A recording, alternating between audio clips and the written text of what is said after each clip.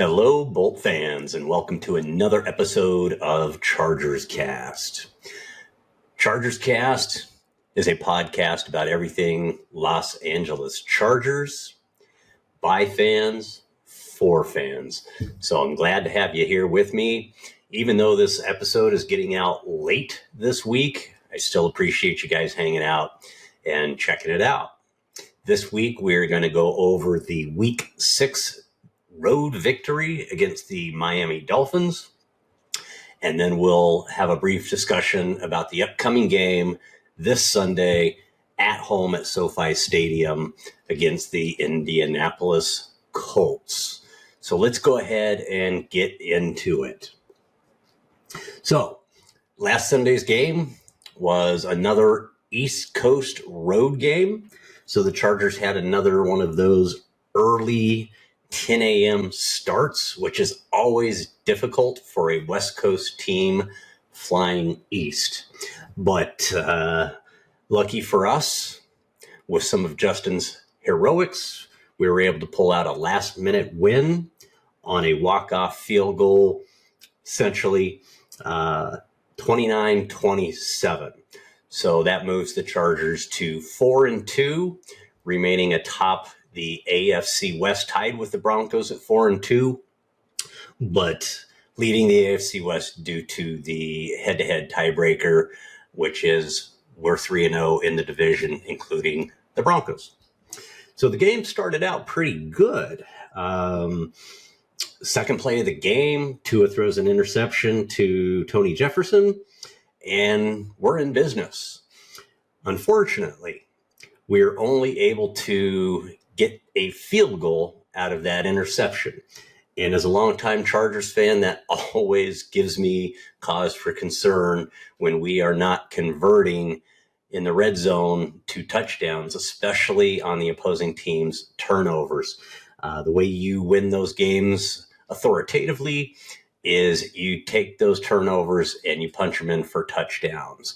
But unfortunately, we did not. So we got out to a 3-0 lead. And then on the following series, our rookie tight end, Oronde Gadsden, fumbled while he was trying to fight for a first down. He had the ball punched out. And on the very next play, we had A-Chain run 49 yards, got around the edge. This wasn't between the tackles. This was around the edge for 49 yards and a touchdown. So now the Chargers are down 7-3. And we've seen this for multiple weeks now, where running backs are able to get around the edge. We are not containing the edge. And so that's something we'll talk a little bit about, but there is a consistent theme there against opponents' running games and not sealing the edge. Missed assignments in that regard. Kind of big ticket here is our offense was moving the ball consistently. Unfortunately, in the first half, we're really only converting field goals and not getting touchdowns, which is, again, always cause for concern. Wasn't until the third quarter where we started punching it in for touchdowns. Once again, the game was too sloppy, maybe not as bad as some previous games, but we still had too many penalties. We had the turnover by Oronde Gadsden, the fumble. Our defense still unable to contain the edge, giving up too many yards, giving up too many points.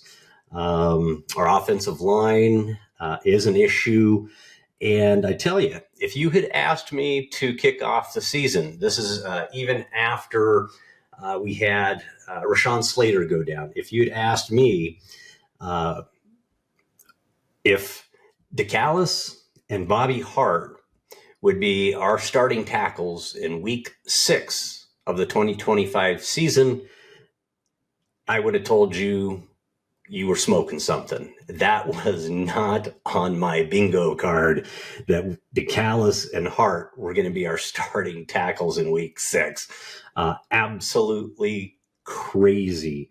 That being said, despite still too much pressure on Justin, the O-line battled heroically battled, quite frankly, I would say, considering the state of the O-line.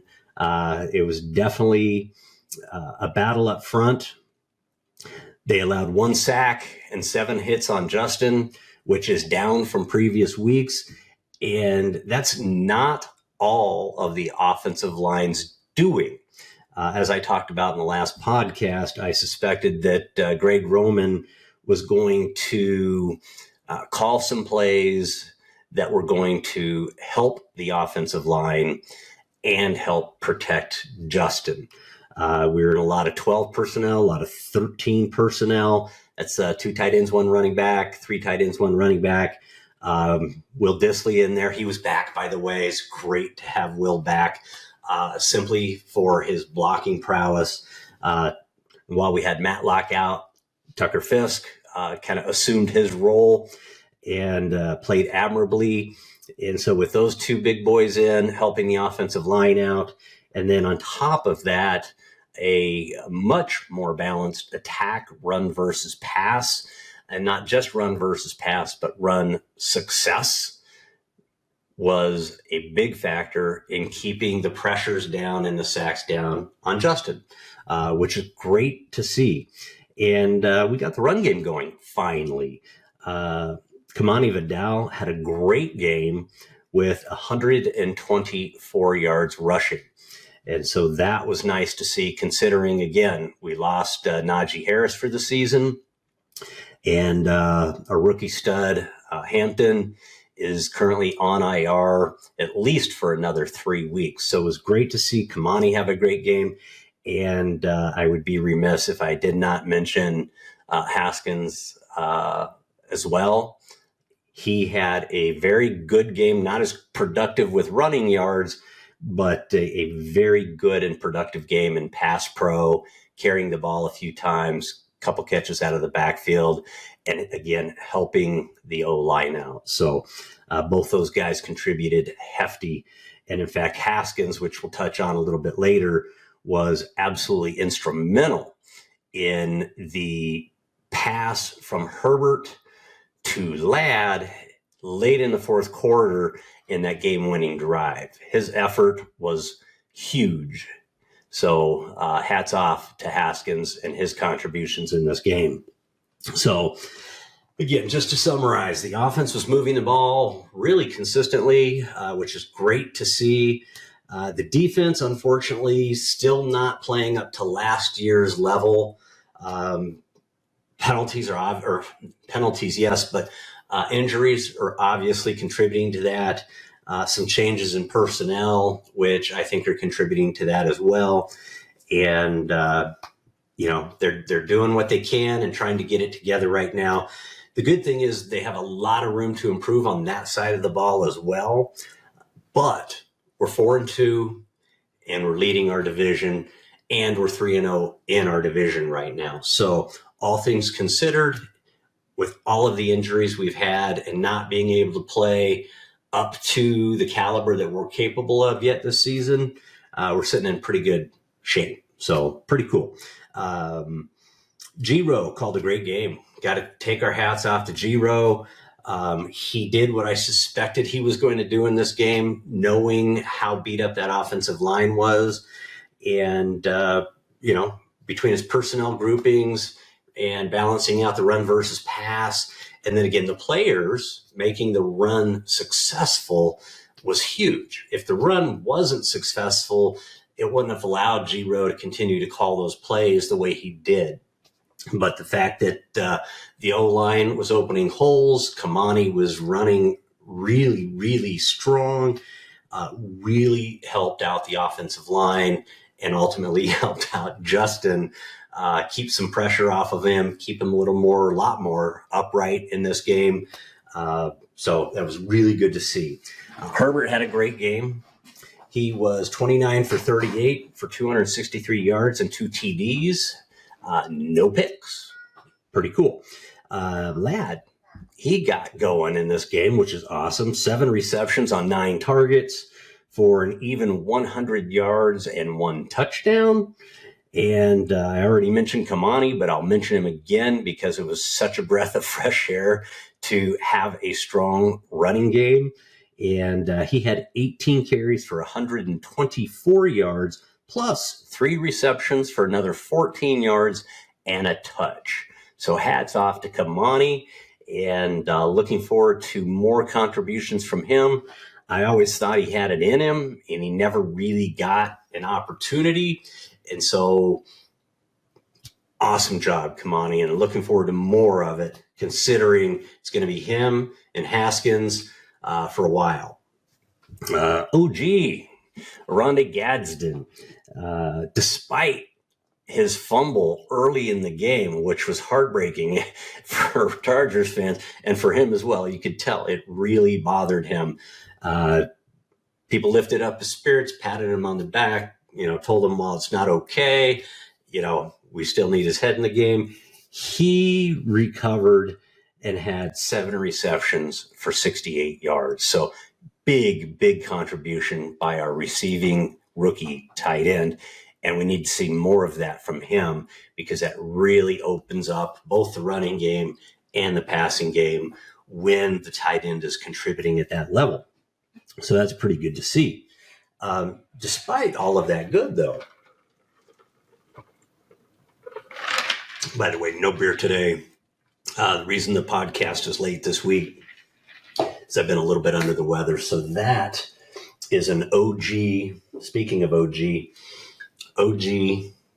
Mexican Coca-Cola with real sugar and not that crap artificial sweeteners and corn syrups and stuff. So despite all of the good on offense and our defense not performing up to what we have been used to last season and hoping for this season, we still needed last-minute heroics by Justin late in the fourth quarter. Justin, Ladd, and Haskins. If it wasn't for Haskins, we may not have gotten in position for that field goal. But his blocking up at the line, and then when he saw Justin scramble and hit Ladd, got downfield and blocked for Ladd so that he was able to get that ball inside the 20, I think pretty much right at the 10, give or take, was absolutely huge. So his hustle, trust me, did not go unnoticed by me and many other fans, and I guarantee did not go unnoticed by the coaching staff and Greg Roman and Jim Harbaugh, and his teammates. It was awesome. So we didn't come out of the game with any major new injuries, which was nice and refreshing.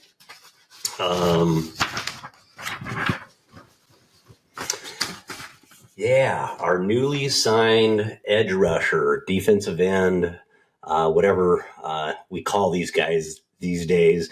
I'm still used to defensive end, but now, you've got edge. Owe that we just traded for last week with Baltimore. And on his first play as a Charger, which is completely awesome, his first play of the game as a Charger, he sacks Tua. Absolutely beautiful. Constantly getting pressure all day. Played very, very well for his first game as a Charger and contributed, which is really nice to see. Some general stats. We won the time of possession battle with 34 minutes to their 26. We converted 6 of 15 third downs. We got 20 first downs total in the game, which is awesome, and gained a total of 403 yards. So our offense was controlling the game. The problem was too many field goals, not enough touchdowns, which caused us to be in a losing position late in the fourth quarter and required some, again, Justin Herbert heroics to pull this game out. And so we need to get better at converting in touchdowns and not field goals. But I do appreciate the fact that Coach Harbaugh is taking the points most of the time, not all the time. Once in a while, he's going for it on fourth down, but he's taking the points and living to fight another day. versus going for it on fourth down and not getting it, and then you come away empty-handed, which can completely change the momentum of a game. So ultimately, we got the W. It wasn't easy, but we got it. And all in all, there were some good things that came out of the game, like the running game.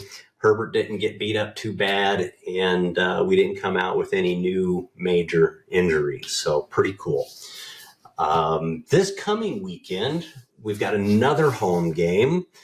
So we'll be back in SoFi Stadium, and this will be on Sunday, normal 1 o'clock, 1:05 kickoff, and it's going to be against the Indianapolis Colts.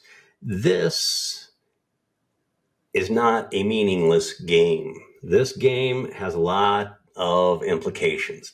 First and foremost, it is going to determine who's sitting at first place in the AFC. The Colts are sitting at 5-1, and the Chargers are 4-2. And with all the seedings and tiebreakers, we're second place in the AFC. The Colts are first place. So if we win that game, we will be in first place in the AFC at 5-2. Technically, we would be tied with the Colts, but we would have a head-to-head with the Colts, which is pretty cool. Also, this game's super important for us to continue to stay on top of the AFC West, because our record is tied with the Broncos, but we have the head-to-head with the Broncos. So we can't afford to drop this game and not maintain our momentum and fall back a little bit in the AFC. So very, very important. Also, not only are we playing for first place in the AFC and to maintain first place in the AFC West, but going to be interested to see which key players we hopefully get back this week. I just read today, it looks like Khalil Mack has been activated for this Sunday's game.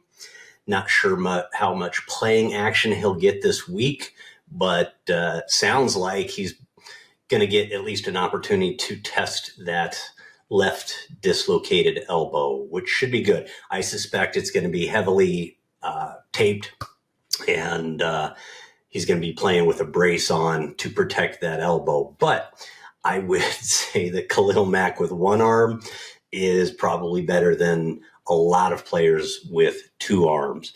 And then maybe more importantly, Denzel Perryman has been activated this week as well, coming off of IR, and we have been missing his presence in the middle of our defense. So it's going to be great to get Denzel back. I think that is going to make a huge, huge difference in our ability to set the edge, not just with Denzel setting the edge, but freeing up other players to set the edge and allowing Derwin James in particular, but some other players to concentrate a little bit more on their roles because they know Denzel is going to get the job done. So it's going to be great to have those two guys back. Be interested to see how much they play in this game. Alt is out again this week. At least I believe he's at least questionable, but I don't think they've ruled him out at this point. But I doubt he will play this week. Maybe we'll get him next week against the Vikings on Thursday Night Football. Hopefully we'll get him back for that game. I know he was trying to get back last week in the Miami game, but he wasn't quite there yet. So up in the air for this game, and we'll just see. So this Colts team, this is a very good team, and I respect Shane Steichen a lot. He's doing some really good things over there in Indianapolis. They are the number one offense in the league in points scored and number 4 in total scrimmage yards. So we've got our hands full on defense, stopping these guys. Daniel Jones has had a rebirth under Shane Steichen. Big shocker. Again, Shane's a great coach, And we remember Shane back in the day coaching our offense and coaching our quarterback, Philly Riv. And he's a very, very good coach and innovative coach as well. Daniel Jones is number 7 in passing yards. I believe he's just above Justin, who I believe is number 8 through 6 weeks in passing yards. Jonathan Taylor, he's the number 1 running back in the league right now with over 600 yards through 6 games. And the rookie tight end, Tyler Warren, he is everything we thought he would be. This kid is a beast, and he leads all tight ends in receiving yards. Now, it would have been interesting to see if Brock Bowers with the Raiders hasn't been injured, if he would also be leading Brock Bowers between those two young stud tight ends. But right now, Tyler Warren is the man in the tight end department. And so we're going to have our hands full with this kid. He is a beast. Their defense, number 4 in points allowed, which is very good. Kind of reminds me of the Chargers last season. We are not quite in the top 5 as far as points allowed. They are number 11 in yards allowed. So, they're letting teams move on them. Not crazy. They're still middle of the pack, but they're keeping them out of the end zone, which is kind of how our defense tends to operate. And they are tied with the Chargers and the Tampa Bay Buccaneers for number 7 in the league in sacks. So this is going to be a good game between two good teams. Hope our Chargers play what they're up to the level they're capable and minimize the mistakes and the sloppiness. They're going to need to if they're going to get out of this game with a win. And it's going to be nice to see we're getting a couple of our starters back on defense, which is awesome. So what am I going to be looking for on offense? Who is going to be our starting 5 on the offensive line? Is it going to be the same as last week? We're not getting Alt back. And Pipkin, I believe he's out with an ankle. So I don't think he practiced all week. So Pipkin's out. And so are we going to be rolling out the same 5 as we did last week? I understand Bradley Bozeman has been nursing an injury, and James has been taking some starting reps at center. So hold on to your seats. We probably won't know until game time who the starting 5 is. But again, DeCallis and Bobby Hart, who they signed off the street as starting tackles, and we got the W. Absolutely crazy. So going to really be paying attention to G-Row and the game plan, the play calls, the balance between run versus pass, and can we get the running game going again? And can Kamani Vidal give us a repeat of last week? If we can get that type of production out of our running game in this game, I give us a pretty good shot at coming out of this game with the W. If this is week 1 and we had all of our starters, I would feel pretty doggone confident that we could get the W. But the Colts are a really good team, and we're banged up like crazy. And so this is going to be a dogfight. And hopefully we can hang in there, all the way till the end and come out with the W. On defense, can we get back to our old Jesse Minter ways, which is bend, don't break, and limit our opponent's scoring? Remember, the Colts are the number 1 scoring offense in the league. While they're number 4 in total yards, they're number 1 in scoring. So can we get back to our old ways now that we're going to have Perryman back and at least a little bit of K-Mac? And Owe is going to be one more week acclimated into our system. Can we keep these guys out of the end zone and hold them to field goals? And if they do try and go for it on 4th down, can we stuff them and get a turnover on downs? That's what I'm going to be looking for from the defense. Can we get them off the field on third downs? Can we play the run better and seal the edge? Having K-Mac back, having Owe another week into the system, and having Perryman back, I suspect we will see better play in sealing the edge. I'm a fan of Troy Dye's, but you go back and look at some of the tape, and you'll see that there was a breakdown by Troy on a few of those big running plays where we were unable to seal the edge, and the running back got around the corner and put up 20, 30, 40 yards on runs like that. So be looking for that. Turnovers. We did a pretty good job this past week with Miami. We won the turnover battle 3-1, with the one turnover by us being the fumble early in the game by OG. So can we continue to win the turnover battle? That seems to time of possession, and the turnover battle seems to be a pretty good indicator of whether we can win the game or whether we'll lose the game. So looking for us to come out on top on the turnover battle. And then with K-Mac back and Owe having another week in the system and Thule being Thule, can we keep pressure on Daniel Jones? If we give him a clean pocket, I suspect with Shane Steichen's play design and play calling, he'll probably slice us up pretty good. But if we can keep pressure on him, then I think we stand a pretty good chance. But that's going to come down to stopping Jonathan Taylor, and they've got the number one rushing offense in the league with the number one running back.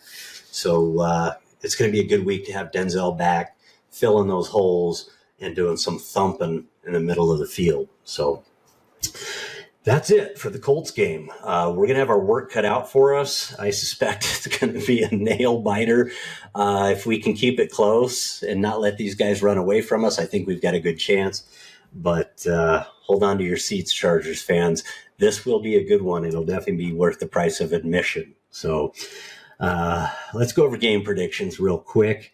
Last week, if you notice, Brennan is not with me this week. Again, scheduling conflict, and then with me being a little under the weather and the pod being done a little bit late this week, we don't have Brennan with us. But last week, Brennan had actually chosen, this serves him right, Turkey.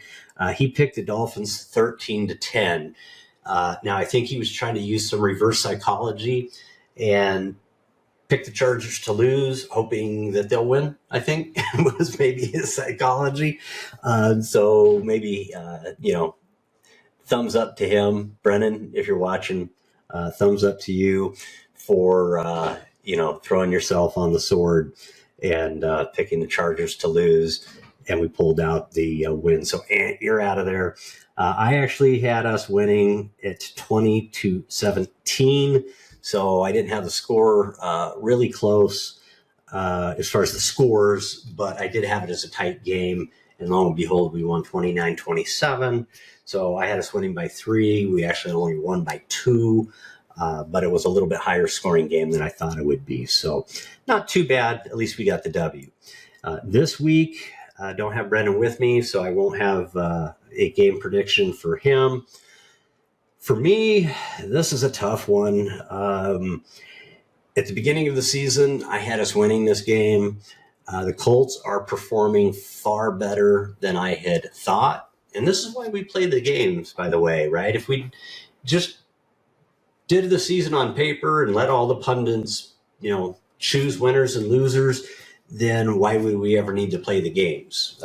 We need to play the games because NFL football is probably the best reality TV there is, and you never quite know what's going to happen, who's going to start performing and executing. Lord knows the referees play a role in wins and losses and all of that stuff. So right now, this one I think is going to be a nail biter. I do still have us pulling it out. I think it's a really good time to be getting K-Mac and Perryman back. Most importantly, Perryman, I think. I don't think we're going to see K-Mac on a ton of snaps. I think they're just going to kind of get him in and kind of get him in the flow of the game and then see how he's feeling. So I've got us pulling out the W by 1 point, 28-27. All right, folks. Appreciate you hanging out with me. For those of you who are watching this episode, thank you. I know it's really, really, really late. I'm doing this on a Saturday before Sunday's game. Just been under the weather and scheduling and the whole bit. But for those of you who watch it before tomorrow's game, hats off to you guys. You guys are true Chargers fans, and I appreciate you guys being fans of ChargersCast as well. Thank you so very much. We'll be back next week, and hopefully we'll have Brennan with us again next week, and we'll go over this Week 7 contest against the Colts. Hopefully we are able to pull out the W, no matter how much of a nail-biter or back and forth it is. When the clock hits 0, hopefully we've got at least one more point than they do, and we get the W, and we are in first place in the AFC, and we maintain first place also in the AFC West. We'll talk about any roster-related moves. Ortiz still has not made a trade or signed a starting caliber offensive lineman. The rumor mill's swirling about us being out looking for running backs and specifically an offensive tackle, but hasn't signed anybody yet or made a trade. The trade deadline's coming up here in just a couple weeks, beginning of November, and so we'll continue to monitor that. And so we'll talk about the roster, any injuries, any players we're getting back between the Colts game and the Thursday night game, which is also a home game against the Vikings in SoFi. And with that, folks, you know the drill. I'm getting a little parched, so hang on.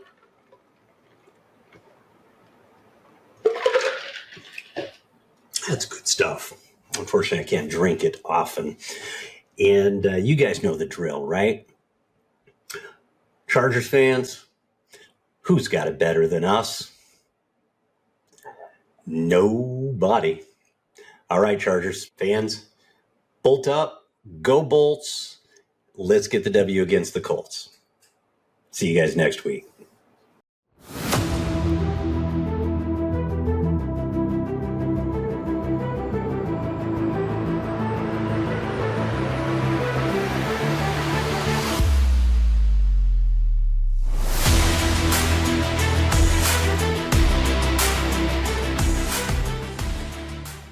Hi, I'm Kirk Brewer, the creator and host of ChargersCast. I just wanted to say thank you so much for tuning in to another episode of ChargersCast. We really appreciate you engaging with the podcast. When I created ChargersCast, it was intended to be a podcast about everything Los Angeles Chargers from a fan perspective. It's by fans and for fans. So it's for you, and we really appreciate you being here. If you haven't done so already, please go down below, leave a comment, give us some feedback. We really love to hear from you. And if you haven't done so already, please subscribe and click the little bell so that you get notifications when new content drops. Again, thank you so much for tuning in to ChargersCast. And who's got it better than us? Nobody.